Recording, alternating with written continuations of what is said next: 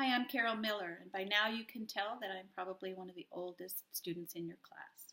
I'm also the oldest teacher on my PLC team at Brewster Elementary School, where I teach third grade on a emergency certification.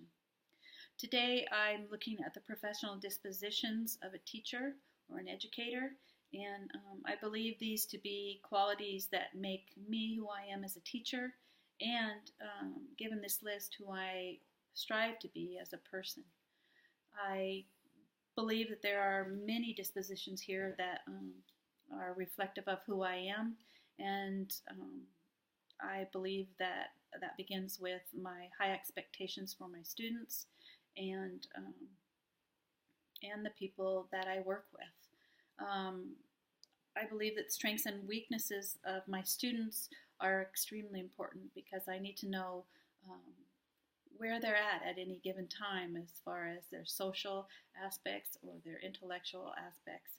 And I strive to help them be better people as we go through every day. I also believe in respect the diversity of others. This community is surrounded by wonderful people, and among them are the migrant workers that come here yearly, and the majority of who stay here. The children I am teaching are children of migrant workers, and we have, I believe, it's about a 70 to 80% Hispanic population in our schools alone. So diversity kind of hits us in the face every morning as we walk through the doors of the school as teachers. I believe that each one of my students is valuable and has the potential to be a great human being. I believe in fairness, and I believe that it shows in my teaching. My students all feel that I care about them and that I am available to help them, whether it's with a math problem or a family problem or whatever it is. Those students know that I care about them and love them and want to see them succeed in life. Professional conduct and honesty and dedication to my job are three dispositions that I believe I possess. I am punctual. I am dedicated to my job. I feel that it's important that I'm there every day for my students and for the people that support me, including the educators that are to the left and the right of me, and those that are my administrators. They've believed in me, asking me to teach in the classroom on a permanent basis at this point, after seeing me as a substitute teacher. So that has given me a lot of impetus to continue on with my master's and obtain my certificate. One of the things that I find with my teaching is that it's given me a new purpose in life, and so what those students are giving me is something that I want to give back to them. I also have a curiosity to learn. I think creatively, and I think with a lot of common sense.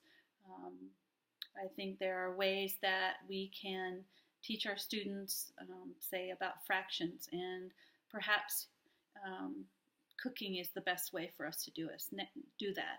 Next week, as we continue on with our fraction unit, we're going to be making cookies so that my students can see, the differences between 1/4 cup or 1/2 cup or 1 whole cup. And so we have a lot of fun, and I try to be creative and help my students relate what we're doing in class with what real life is like for all of them. Advocacy is something that I strive for with my children as well. I'm there not only as their teacher, but to make sure that they have the things that they need in life.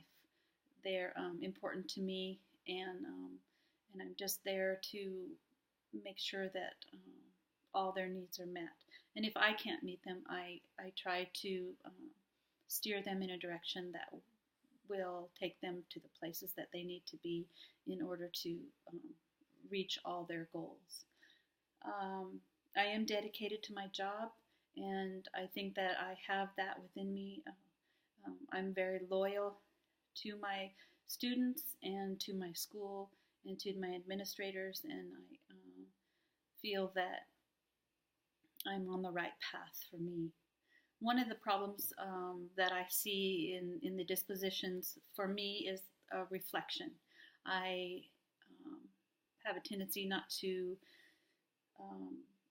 like to hear feedback, only because I become nervous, or if I'm in my classroom by myself, I can excel.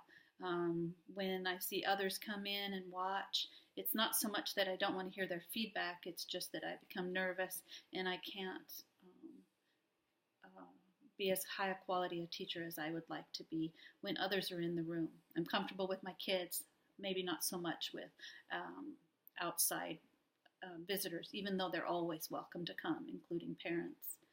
I believe that there is potential bias and towards one student versus another, and I think that's just human nature.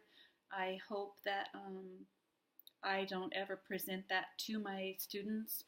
I try to be fair in all aspects of my teaching, and I think that my annual performance evaluations and observations and student data represent and show all those things that what I basically want to do with my life and with my teaching is utilize these qualities of professional disposition so that I can be the best teacher and best human being that I can possibly be. Thanks very much.